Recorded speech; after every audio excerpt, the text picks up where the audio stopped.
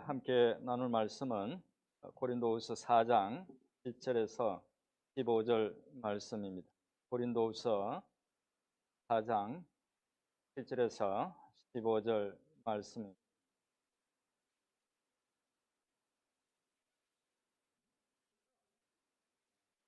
Today's passage is 2 Corinthians chapter 4 verse 7 to 15. Let me read. 우리가 이 보배를 질그릇에 가졌으니 이는 심히 큰 능력은 하나님께 있고 우리에게 있지 아니함을 알게 하려 함이라.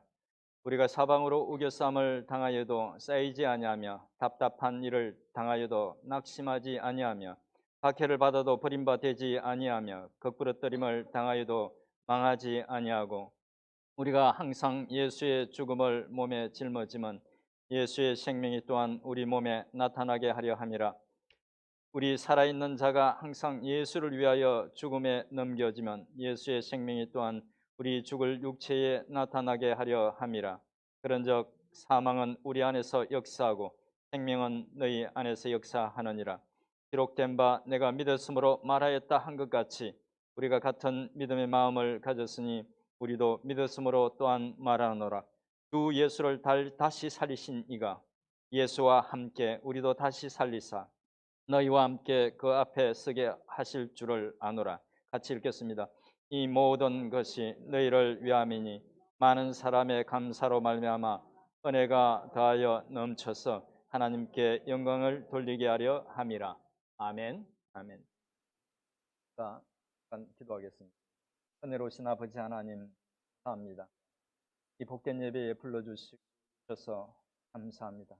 또 말씀 앞에 저희들 서게 됩니다. 성령님께서 함께 하셔서 말씀을 조명해 주시고 깨닫게 해 주시고 깨달은 대로 살 수 있도록 지혜와 능력을 겸하여 주시옵소서. 감사하며 예수님의 이름으로 기도드립니다. 아멘. 기독교 신앙에서 예수님 다음으로 가장 영향력 있는 한 사람을 말하라고 하면 아마 그 사람은 바로 사도 바울일 것입니다. 그는 신약 성경 27권 중에서 13권을 기록했고 또 여러 지역을 다니면서 많은 표적들과 함께 수많은 사람들을 전도하고 또 교회들을 세웠습니다. 하지만 그런 사도 바울도 한때 교회를 극심하게 박해했던 사람들 중에 한 사람이었습니다. 그는 스데반이 순교당할 때 그 현장에서 그의 죽음에 찬성표를 던지고 돌을 던져서 죽이는 그 사람들의 옷을 맡아서 지켜주기도 했고 또 심지어 집집마다 들어가서 믿는 사람들을 잡아다가 옥에 넘겨주기도 했습니다. 그러다가 다메섹에 있는 신자들도 잡아들이기 위해서 대제사장의 공문을 가지고 다메섹으로 가는 도중에 그 길에서 예수님을 만나서 극적으로 회심을 하게 됩니다.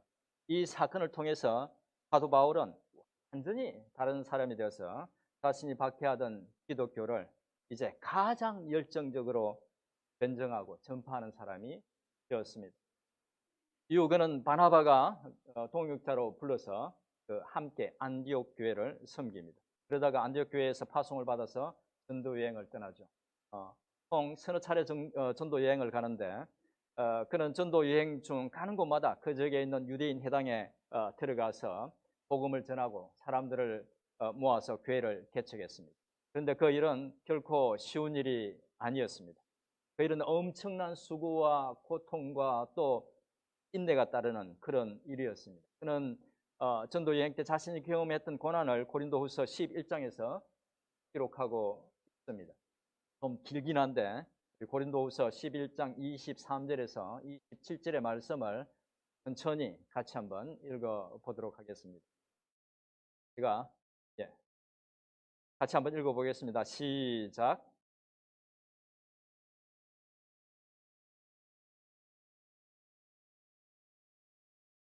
내가 수고를 넘치도록 하고 옥에 갇히기도 하고 매도 수없이 맞고 여러 번 죽을 뻔하였으니 유대인들에게 40에서 하나 감한 매를 5번 맞았으며 3번 태장으로 맞고, 1번 돌로 맞고, 3번 파선하고, 일주일을 깊은 바다에서 지냈으며 여러 번 여행하면서 강의 위험과 강도의 위험과 동족의 위험과 이방인의 위험과 시내의 위험과 광야의 위험과 바다의 위험과 거짓 형제 중에 위험을 당하고 또 수고하며 애쓰고 여러 번 자지 못하고 줄이며 목마르고 여러 번 굶고 춥고 헐벗은 노 그런 정말 큰 고난들을 당했죠.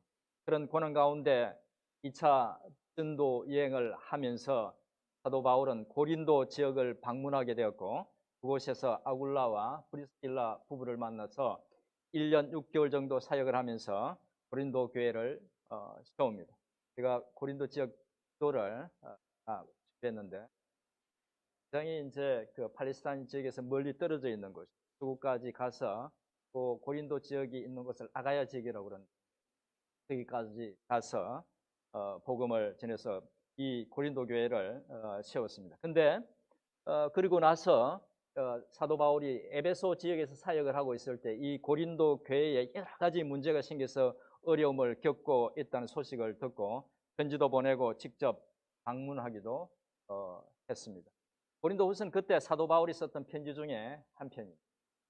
그리고 함께 읽은 오늘 본문은 고린도 교회를 세울 때 바울과 그의 사역팀이 얼마나 많은 수고와 노력으로 그 교회를 세웠는지를 말하고 있는 부분입니다.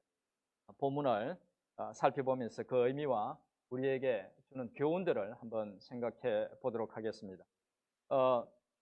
오늘 본문은 좀 설명이 좀 필요한 부분들이 있어서 우선 본문의 내용을 좀 더 자세히 살펴보겠습니다. 7절부터 보겠습니다. 7절은 우리가 이 보배를 질그릇에 가졌으니라고 시작합니다. 여기서 우리는 누구일까요? 여기서 우리는 바울을 포함해서 전에 고린도 교회의 상황을 알아보기 위해서 보냈던 또 함께 사역했던 그런 디모데, 디도 그리고 고린도 교회에서 사역을 했던 바로 그 브리스길라와 또 아굴라 그 부부를 가리킵니다. 그리고 이 보배라고 이제 말하고 있죠. 이 보배라는 말은 앞에서 이미 한번 언급했던 보배라는 거죠. 이 보배는 바로 앞에서 언급하고 있는 6절에서 언급하고 있습니다. 6절을 또 한번 다시 한번 보겠습니다. 6절입니다. 시작. 어두운 데 빛이 빛이라 말씀하셨던 그 하나님께서 예수 그리스도의 얼굴에 있는 하나님의 영광을 아는 빛을 우리 마음에 비추셨느니라. 이 보배는 무엇을 가리킵니까? 6절에 따르면 그리스도의 얼굴에 있는 하나님의 영광을 아는 빛이라고 이제 표현하고 있습니다. 비유적으로 이렇게 말하고 있기 때문에 의미가 모호한데 쉽게 말씀드리면 예수 그리스도를 통해서 주어진 구원, 곧 복음을 가리킵니다. 이 복음의 보배를 질그릇이나 다름없는 바로 우리, 그러니까 복음을 먼저 알게 된 바울과 그의 전도팀이 가졌다는 말입니다. 다르게 말하면 하나님께서 질그릇같이 연약한 또 별로 가치 없는 그들을 복음의 보배를 전달하는 그 도구로 삼으셨다는 것입니다. 그리고 7절 이하에 나오는 이는 심히 큰 능력은 하나님께 있고 우리에게 있지 아니함을 알게 하려 함이라는 이 말씀은 복음의 큰 능력은 하나님에게서 나오는 것이지 부족한 그 전하는 우리에게서 나오는 것이 아니라는 말입니다. 다음 이제 8절부터 10절에서 사도 바울은 그 복음의 보배를 전하면서 겪었던 고난들을 열거합니다. 어떤 고난들을 겪었다고 말합니까? 사방으로 우겨쌈을 당하는 것, 짭한 일을 당하는 것, 박해를 받는 것, 부끄러뜨림을 당하는 것, 심지어 예수의 죽음을 몸에 짊어지고 사는 것, 죽음 같은 고통을 당하면서 사는 것, 그런 말입니다. 그런 고난들을 바울 전도팀이 겪었다고 말하고 있습니다.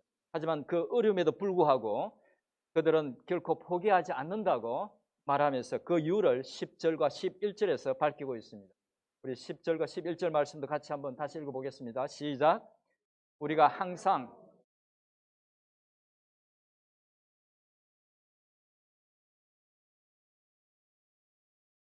짊어짐은 예수의 생명이 또한 우리 몸에 나타나게 하려 함이라.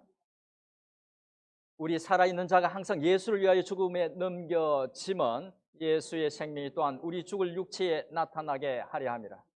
그 모든 어려움과 고난과 박해에서도 버티고 견딘 이유가 무엇이라고 말하고 있습니까?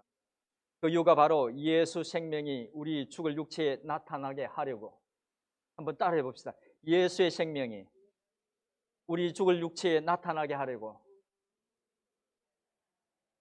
이 말은 곧 예수 생명을 전해서 그들이 새로운 생명으로 거듭나게 하려고 그 모든 고난을 견뎌냈다는 말입니다. 다음 12절은 그렇게 죽을 고생을 한 결과가 무엇인지를 말하고 있습니다. 다 같이 12절도 한번 또 읽어보겠습니다. 시작. 그런즉 사망은 우리 안에서 역사하고 생명은 너희 안에서 역사하느니라. 사망이 우리 안에서 역사한다는 것은 바울과 그의 전도팀이 죽을 고생을 했다는 것입니다. 그리고 그 생명이 너희 안에 역사한다는 것은 바로 그 바람에 고린도 교회 성도들이 생명을 얻게 되었다는 것입니다. 이런 표현 속에서 이런 표현에서는 시제가 굉장히 중요한데 시제가 현재 시제로 표현되고 있습니다. 이 말은 그렇게 힘들고 고생스러운 일들을, 그런 고난들을 과거에도 경험했지만 지금도 겪고 있고 앞으로도 겪을 거라는 겁니다. 누구를 위해서? 고린도 교회 사람들을 위해서. 이제 마지막으로 사도 바울은 고린도 교회를 위해서 자신들이 했던 수고와 관련해서 13절부터 15절의 말씀을 덧붙여서 기록합니다. 13절의 내용을 보면 13절은 시편 116편 10절의 말씀을 인용한 말씀입니다. 시편 116편을 보면 시편 기자는 죽음의 공포를 겪으면서 하나님의 앞에서 하나님의 도움을 구하는 간절한 기도를 드리는 내용입니다. 그리고 그 기도하는 중에 시편 기자는 그렇게 힘들고 위태로운 상황이었지만 하나님 앞에 하나님께서 한자 이 땅에서 자기 자신을 다시 세워주실 것이라는 그 자신의 흔들리지 않는 믿음을 그 기도 속에서 고백합니다. 사도 바울 팀은 그 시편 저자의 고백을 인용하면서 바울과 그의 전도팀도 역시 하나님을 향한 14절과 15절의 믿음 때문에 그 모든 것을, 그 모든 고난과 어려움을 심지어 죽음조차도 겁내지 않고 견뎌냈다고 말합니다. 어떤 믿음이 있어서 그 모든 고난을 견뎌냈는지 우리 14절과 15절을 같이 또 읽어보겠습니다. 시작. 주 예수를 다시 살리시니가 예수와 함께 우리도 다시 살리사 너희와 함께 그 앞에 서게 하실 줄을 아노라. 이는 모든 것이 너희를 위함이니 많은 사람의 감사로 말미암아 은혜가 더하여 넘쳐서 하나님께 영광을 돌리게 하려 함이라. 그 이유는, 그 모든 고난을 이겨냈던 이유는 어떤 고난을 당하든 설령 그것이 죽음이라 하더라도 하나님께서 복음을 위해서 수고한 그들을 고린도 성도들과 함께 예수 안에서 다시 살릴 것이라는 그 믿음과 궁극적으로 이 모든 일들이 하나님께 영광이 될 것이라는 그 믿음 때문에 그 모든 일들을 감내했다고, 견뎌냈다고, 이겼다고 말하고 있는 것입니다. 이상에서 오늘 본문 말씀의 의미들을 좀 이렇게 자세히 살펴봤는데 오늘 말씀이 우리에게 주는 교훈을 크게 두 가지로 나누어서 살펴보겠습니다. 첫째로 생각해 볼 것은 산자의 소명이 무엇인가 하는 것이고, 둘째는 산자의 소명을 어떤 마음으로 감당해야 하는가 하는 것입니다. 먼저 본문을 통해서 보게 되는 산자의 소명에 대해서 생각해 보도록 하겠습니다. 그러면 산자가 누가 산자일까요? 사실 오늘 본문 속에서 산자라는 표현은 안 나옵니다. 제가 붙인 표현이지만 산자라고 할 수 있는 사람들이 본문에 나옵니다. 바로 질그릇에 보배를 담고 있는 사람들, 즉 복음으로 영원한 생명을 먼저 가지게 된 바울과 그의 전도팀이죠. 고린도 지역에서 함께 복음을 전하고 교회를 세웠던 사람들입니다. 그 산자들이 무엇을 했다고 기록하고 있습니까? 8절에서 10절에 8절부터 10절에서 말씀하고 있는 것처럼 예수 생명이 자신들의 죽을 육체를 통해서 드러나게 하기 위해서 엄청난 고생에도 굴하지 않고 끝까지 견뎌냈다고 말합니다. 복음으로 생명을 얻었던 소위 산자였던 그들은 예수 생명을 전해서 다른 생명을 살리는데 최선을 다했던 것입니다. 사실 예수 이름 외에 생명을 줄 수 있는 길은 없습니다. 사도행전 4장 12절에서 사도 베드로가 각지에서 모여든, 지중해 각지에서 모여든 그 수많은 무리들에게 이렇게 말했습니다. 다른 이로서는 구원을 얻을 수 없나니 천하 사람 중에 구원받을 만한 다른 이름을 우리에게 주신 일이 없음이라 하였더라. 그렇습니다. 다른 이름으로는, 다른 것으로는 영적으로 죽은 사람을 살릴 수 있는 방법이 없습니다. 예수 생명밖에는 사람을 살릴 수 있는 방법이 없는 것입니다. 그래서 어려움에 처한 사람들을 사랑하고 또 긍휼의 마음으로 돕는 일도 굉장히 중요하고 좋은 일이긴 하지만, 어떤 사람을 돕는 최선의 방법은, 궁극적으로 돕는 방법은 바로 그들에게 예수 생명을 알려주는 것입니다. 사실 이것이 먼저 복음을 믿고 영원한 생명을 얻은 산자의 가장 큰 소명인 것입니다. 생명을 살리는 일보다 더 중요한 일은 없습니다. 예수님께서 이 땅에 오셔서 십자가에 죽으신 이유도 바로 그것 때문이었습니다. 또 예수님이 성천하시면서 제자들에게 마지막으로 당부하신 그 당부도 바로 그것이었습니다.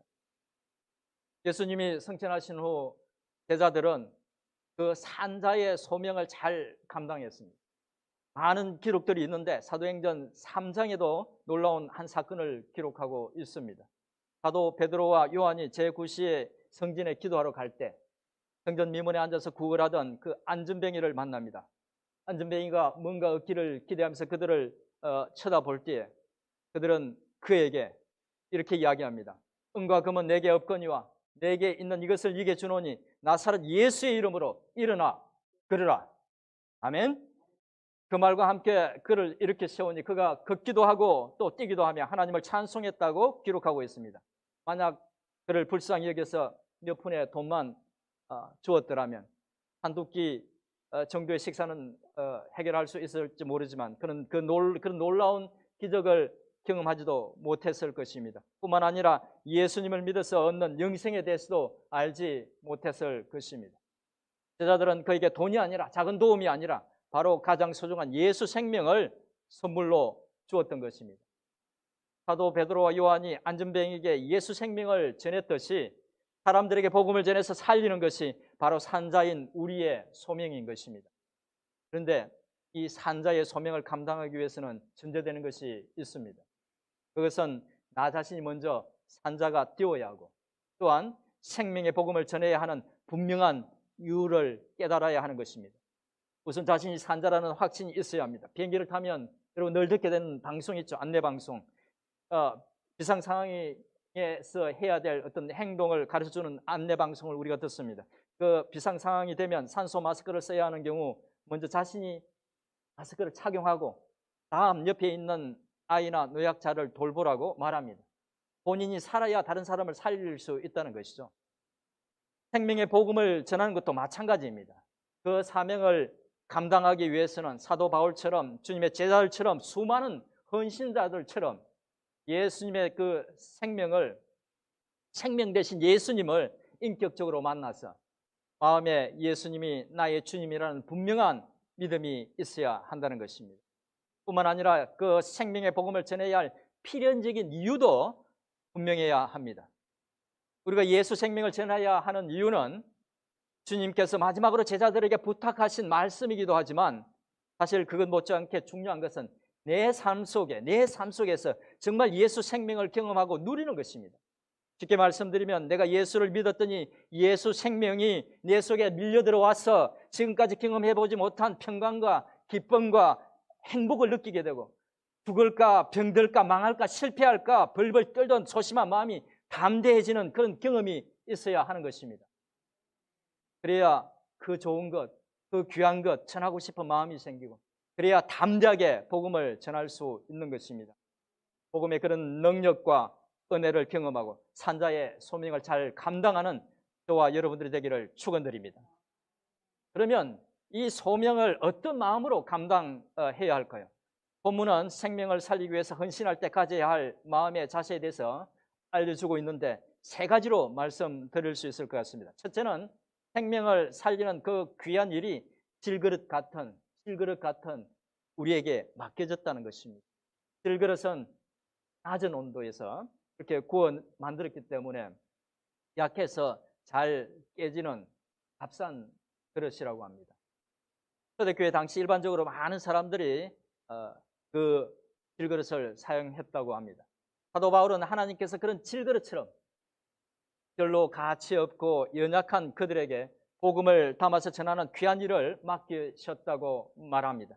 그래서 질그릇처럼 너무 연약해서 사역을 하다가 8절에서 말하고 있는 것처럼 우겨쌈을 당하는 같은 어려움을 겪기도 하고, 또 어떻게 해야 할지 해결책을 잘 찾을 수 없는 그런 답답한 일들을 당하기도 했다고 말합니다. 사실 저를 포함해서 우리 자신들의 면면을 보면 생명의 복음을 전하는 그 귀한 일을 감당할 자격도 없고 그럴 만한 능력도 없습니다. 그런데 하나님께서 그 귀한 일을 우리에게 맡기신 것입니다. 부족하고 허물이 많아서 감히 그런 귀한 일을 할 수 없지만, 그래도 하나님께서 그 귀한 일을 질그릇 같은 우리가 감당하기를 원하셔서 우리에게 맡기신 것입니다. 그 말은 감사함으로 그 일을 감당해야 된다는 의미도 되지만, 다르게 생각하면 생명의 복음을 전할 때 우리 자신의 연약한 모습을 그렇게 의식할 필요가 없다는 그런 의미도 됩니다. 그러니까 복음을 전할 때 우리 자신의 질그릇 같은 부족하고 연약한 모습 때문에 주저할 필요 없이 그냥 복음의 능력을 믿고 내가 만난 예수를, 내가 누리고 있는 이 복음을 전하면 된다는 것입니다. 둘째로 가져야 할 마음의 자세는 생명을 살리는 데에는 많은 수고와 노력과 인내가 반드시 필요하다는 것입니다. 아이를 낳을 때도 많은 수고가 필요하지만 기를 때에는 더 많은 수고와 노력과 인내가 필요하듯이 생명을 살리는 일도 그렇다는 것입니다. 바울과 그의 전도팀은 생명을 살리기 위해서 우겨쌈을 당하기도 했고 답답한 일을 당하기도 하고 박해를 받고 거꾸로뜨림을 당하고 심지어 죽을 고비를 넘기기도 했습니다. 그런데 그들이 그렇게 많은 수고를 했음에도 불구하고 고린도 교회 사람들 중에는 그들의 섬김과 가르침을 왜곡했던 사람들도 있었고, 당을 지어서 서로 싸우고 또 도덕적으로 윤리적으로 타락해서 세상 사람들보다 더 못한 모습을 보이기도 했고, 어떤 사람들은 바울의 그 약한 모습을, 약한 약점들을 지적하면서 노골적으로 바울을 비난하기도 했습니다. 정말 낙심할 수 있고 원망할 수 있고 또 변망덕하다고 비난할 수도 있었습니다. 하지만 바울과 그의 전도팀은 그 모든 것을 견뎌냈던 것입니다. 오히려 사도 바울은 그런 고린도 교회 성도들을 향해서 고린도후서 11장 29절에서 이렇게 말합니다. 누가 약하면 내가 약하지 않냐며, 누가 실족하게 되면 내가 애타지 않더냐. 이 말씀은 누가 약하면 내가 약하지 않더냐, 이 말씀은 누가 힘들고 어려워하면 내가 너처럼 그렇게 내가 어려워하는 것처럼 내가 그렇게 힘들어하지 않더냐는 겁니다. 누가 실족하면 마치 내 자신이 실족하고 그런 것처럼 그렇게 힘들어하고 애타하고 그렇게 했다는 겁니다. 사도 바울은 그 많은 수고를 알아주지도 못하고 또 성숙해지지도 않는 고린도 교회 성도들을 책망하지도 않고 오히려 자녀가 부모를 걱정하듯이 그 부모의 마음으로 그들을 끝까지 사랑하고 아끼고 돌보았던 것입니다. 바울이 이 같은 모습에서 볼 수 있듯이 예수 생명을 전하는 일은 결코 쉬운 일이 아닙니다. 정말 많은 인내와 수고와 노력이 필요한 것입니다. 하지만 가장 가치 있는 일이고 또 우리 주님이 원하시는 일이기에 사도 바울과 같은 마음의 자세로 그 일을 감당해야 하는 것입니다. 셋째로 가져야 할 마음의 자세는 비록 질그릇 같은 연약한 우리가 예수 생명을 전하지만 하나님께서는 우리의 수고를 통해서 반드시 놀랍게 역사하리라는 믿음을 가져야 한다는 것입니다. 예수 생명을 전하고 가르치다 보면 과연 이 일이 제대로 될 것인지 회의가 들 때가 종종 있습니다. 아무리 해도 사람들은 바뀌지 않고 수고와 노력의 열매는 맺히지 않을 때가 있습니다. 하지만 그때에도 하나님은 일하고 계시며 우리가 생각지도 못했던 결과들을 준비하고 있다는 사실을 믿고 맡기신 일을 계속해 나가야 합니다. 사도 바울이 14절에서 고백하고 있는 것처럼 능력의 하나님께서 반드시 수고와 노력의 열매를 맺게 하시리라는, 반드시 예수 생명을 전했던 이들과 함께 다시 살릴 것이라는, 살려서 주님 앞에 서게 하실 것이라는 그 믿음으로 생명을 살리는 일을 해야 한다는 것입니다. 이제 말씀을 정리하겠습니다. 오늘은 고린도후서 4장에 기록된 사도 바울과 그의 전도팀이 생명의 복음을 고린도 교회에 전하기 위해서 했던 수고들을 살펴보면서 산자의 소명, 산자의 소명과 또 그 소명을 감당하기 위해서 필요한 마음의 자세에 대해서 생각해 봤습니다. 말씀을 통해서 소위 산자들인 우리가 붙들어야 할 소명이 생명을 살리는 것이라는 것과, 생명을 살리는 것은 결코 쉬운 일이 아니라 오늘 바울 전도팀이 했던 것처럼 많은 수고와 인내가 따르는 힘든 일이라는 것을 다시 한번 생각하게 됩니다. 사실 우리 모두는 누군가의 도움으로 믿음을 갖게 되었습니다. 처음 복음으로 우리를 이끌어준 분들이 계시죠. 참 감사한 분들의 그 수고와 인내가 있었기 때문에 우리가 이 은혜의 자리에 있는 것입니다. 우리는 그분들께 복음의 빛, 생명의 빚을 졌습니다. 이제 우리 차례입니다. 그 생명의 빚을 갚아야 합니다. 힘들겠지만 그 일을 기뻐하실 주님을 생각하면서 기꺼이 고난을 감내하고 예수 생명을 전하는, 또 사람들이 예수 생명을 더 풍성히 누리도록 그 일을 위해서 애쓰고 수고하는 우리 모두가 될 수 있기를 주님의 이름으로 축원드립니다. 시간 이 말씀을 생각하면서 한 1분 정도 통성으로 기도하겠습니다. 하나님 아버지, 감사합니다. 오늘도 아버지 하나님 은혜의 말씀을, 생명의 말씀을 주심을 감사합니다. 산자의 소명이 무엇인지를 함께 나누고 생각할 수 있고, 또 어떤 마음으로 그 일을 감당해야 하는지를 주님 살펴봤습니다. 아버지 하나님, 우리에게 아버지 하나님 생명 주신 이 생명을 아버지 하나님 온 마음을 다해서 정성에서 나오는 저희들이 되게 하옵소서. 오 하나님 아버지, 은혜를 다하여 주시옵소서. 붙들어 주시옵소서. 역사해 주시옵소서. 하나님 아버지, 그들의 마음을 붙들어 아버지 하나님 주시옵소서. 역사해 주시옵소서. 그들 10년 가운데 아버지 하나님의 복음을 전하고자 하는 큰 열망들이 있음을 받으시고, 아버지 하나님 그들의 수고, 아버지 하나님 더욱더 국가에서 소원 주님을 찬양합니다.